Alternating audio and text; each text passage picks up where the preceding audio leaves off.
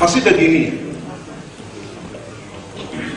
نم يا عبد القادر، نم يا عبد القادر، قال أبوه الكاظم للغيظ والمكتظ بوجد فائر في ليل خميس شاعر.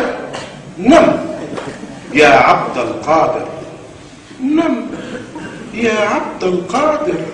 قالتها الأم بتحنان وحنان واستيداء ساحر. نم يا عبد القادر.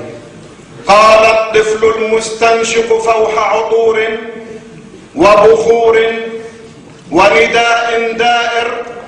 يا ساتر يا ساتر، ولماذا سأطالب في هذه الليلة بالنوم الباكر؟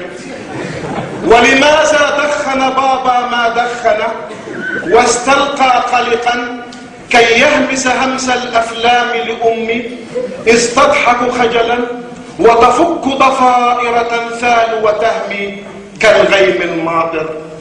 ولماذا أمي لبثت ثوبا أو قل لا ثوب فلا أكمل ولا ظهر ولا زين سوى من بعد خيوط لحرير خائر؟ ولماذا ظل الطفل الساهر سهرانا ويتقلب صحوا حتى غلب النوم الأبوين فناما؟ فابتسم الطفل الماكر. الآن سآوي للنوم، وشد لحافا واستسلم للحلم العابر. بطل يا عبد القادر.